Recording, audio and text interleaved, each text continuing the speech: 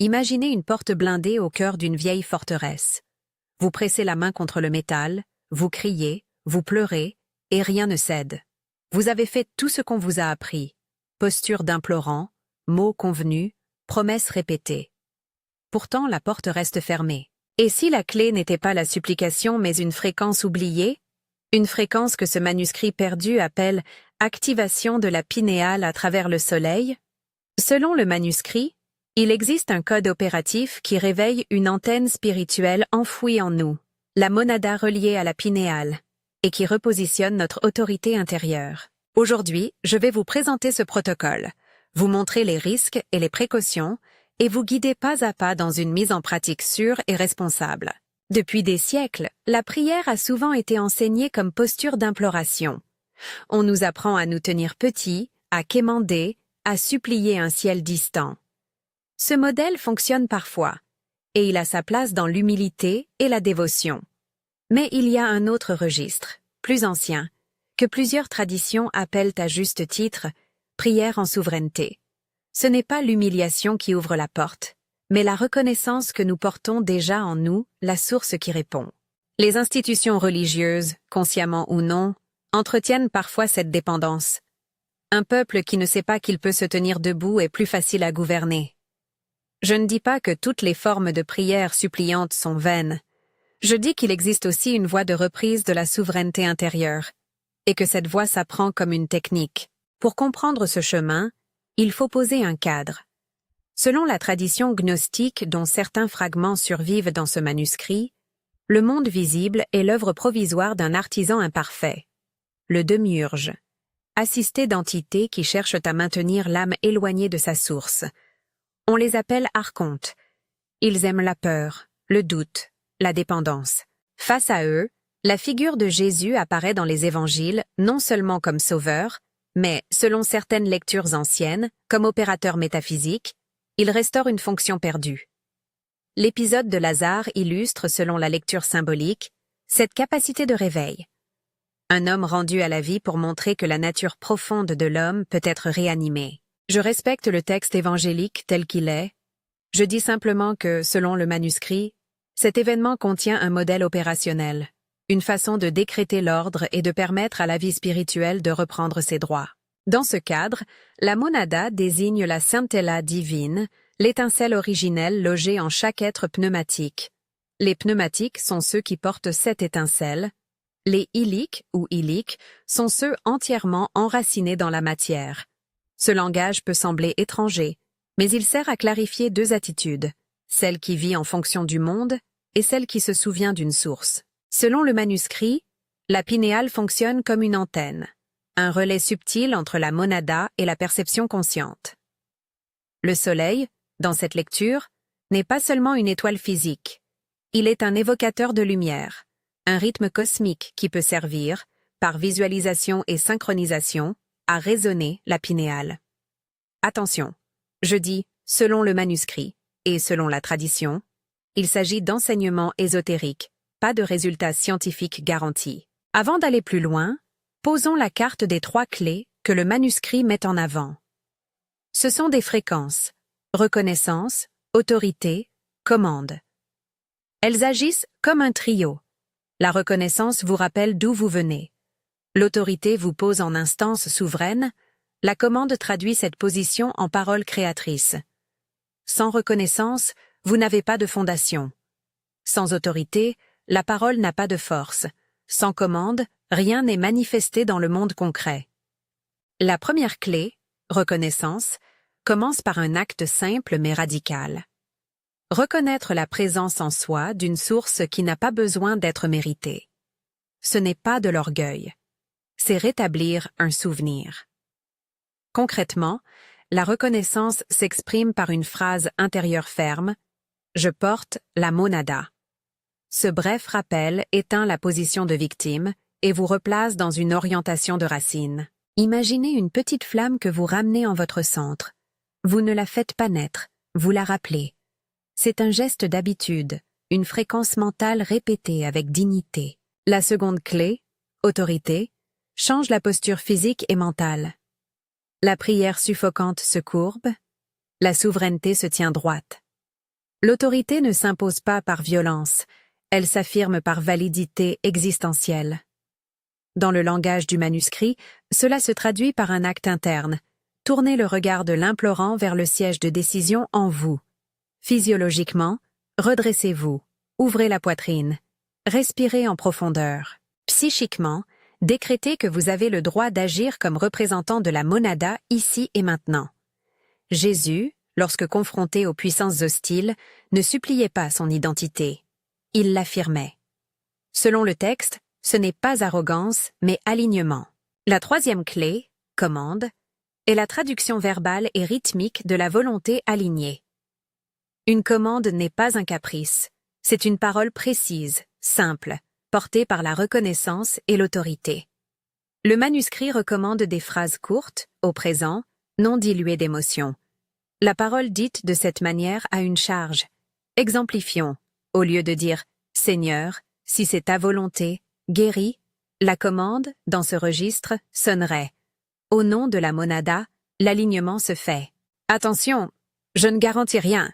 Je dis seulement que la pratique change la posture intérieure et que, dans l'expérience millénaire des voies opératives, elle modifie la corrélation avec les circonstances.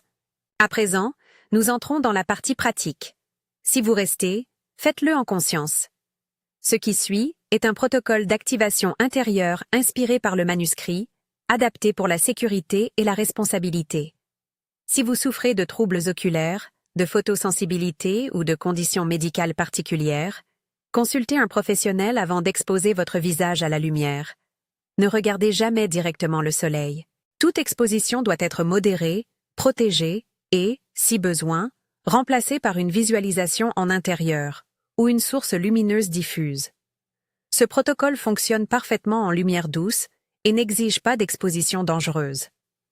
Nous allons suivre 6 étapes.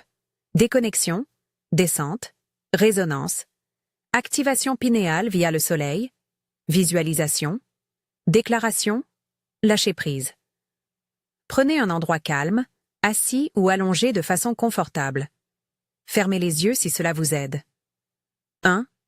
Déconnexion. Ne luttez pas contre les pensées qui arrivent. Le manuscrit insiste, la tentative de suppression renforce.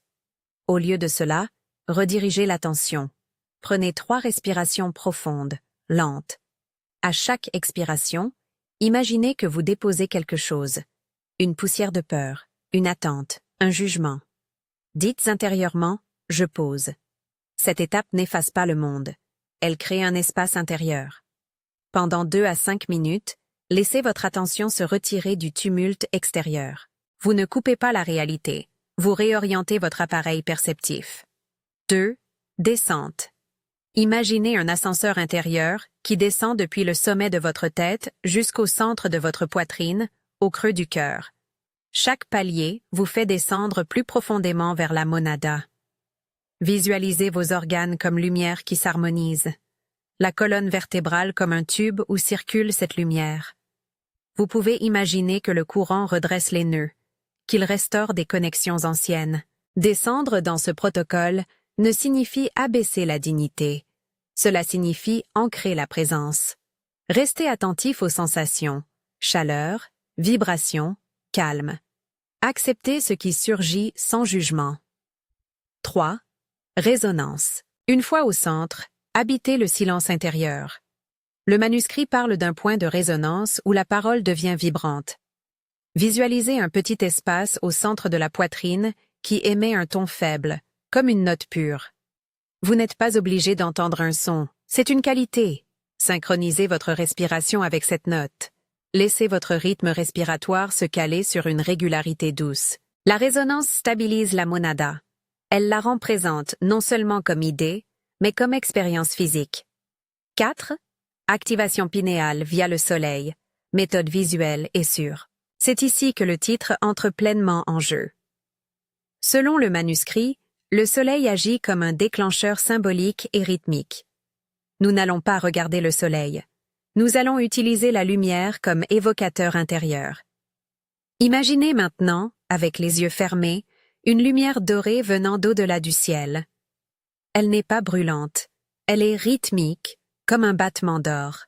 Visualisez cette lumière descendant en spirale, entrant par le sommet de votre tête, traversant la colonne et venant rencontrer la pinéale, située à l'arrière de votre œil intérieur. Selon le manuscrit, la pinéale répond à une fréquence dorée. Sentez une vibration subtile derrière le front, entre les sourcils, un léger frémissement. Synchronisez cela avec votre respiration. Inspirez en imaginant la lumière qui entre. Expirez en sentant la vibration se diffuser dans votre centre.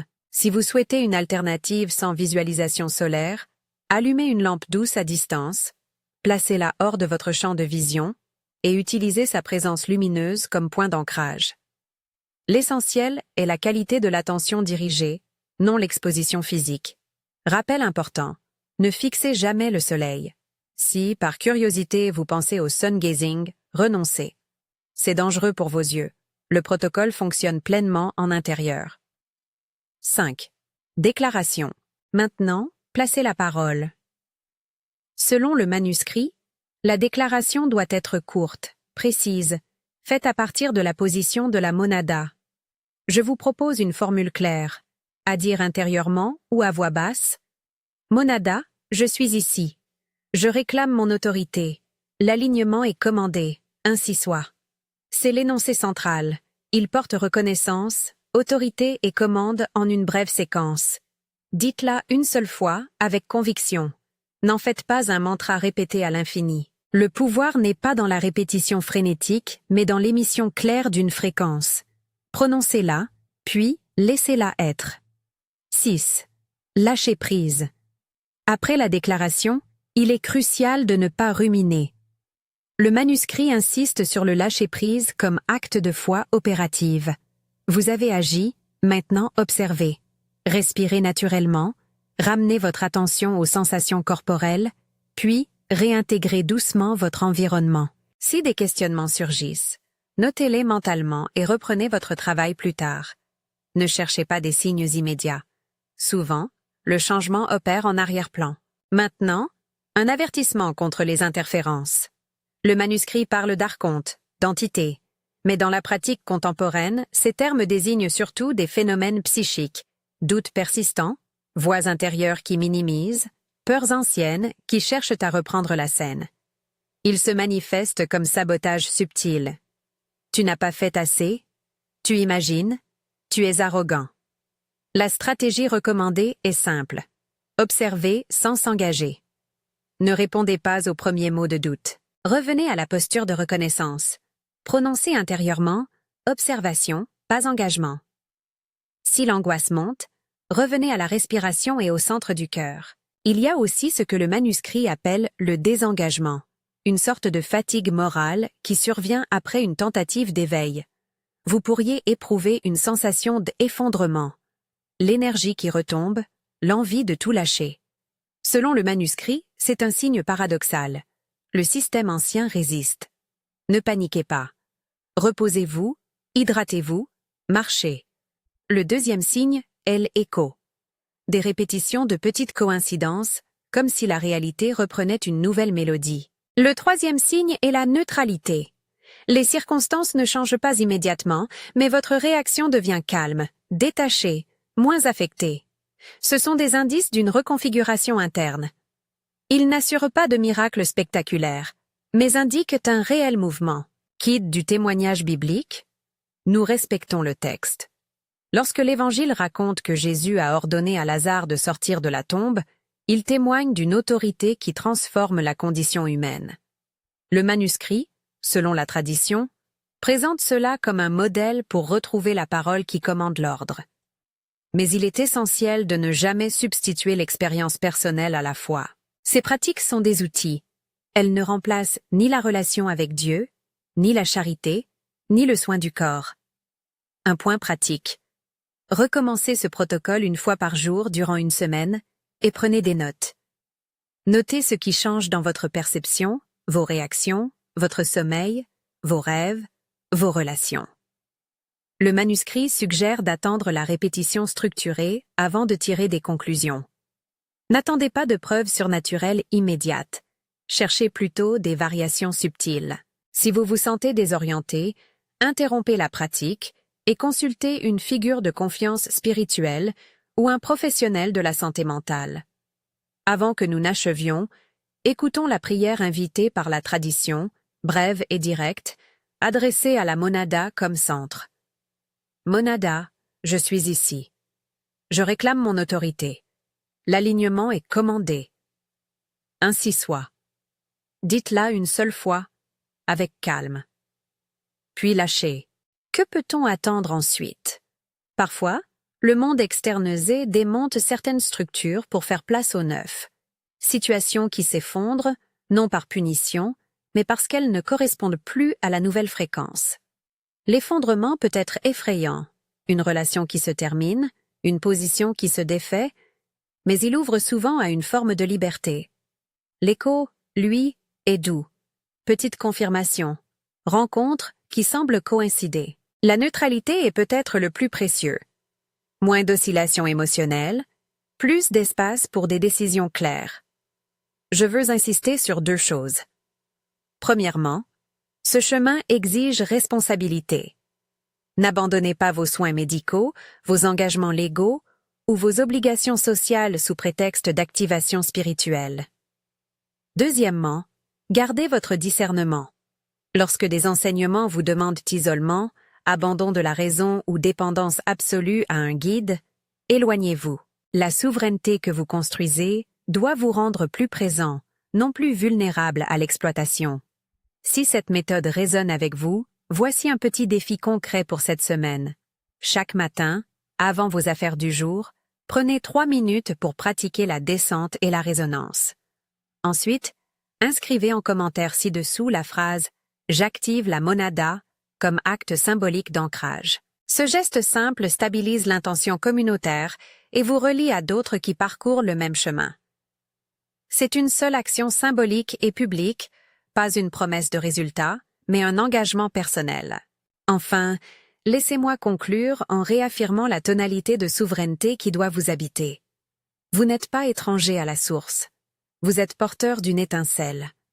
Le manuscrit nous rappelle que le salut n'est pas extérieur mais intérieur. Il renvoie à une posture d'autorité aimante plus qu'à une domination anxieuse.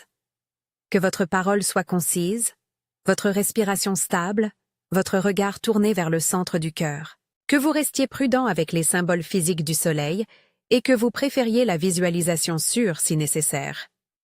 Et souvenez-vous, toute pratique vraie supporte la charité, le soin du corps et le discernement. Si vous voulez approfondir, abonnez-vous et parcourez la playlist où nous développons ces pratiques, les variations et les précautions. Nous y explorerons des méditations guidées alternatives, des lectures historiques et des témoignages de transformation, toujours en respectant la prudence théologique et corporelle. Allez en paix. Tenez ferme dans la reconnaissance de votre monada, affirmez votre autorité, et si vous le pouvez, dites une fois, avec calme, la déclaration. Monada, je suis ici. Je réclame mon autorité. L'alignement est commandé, ainsi soit.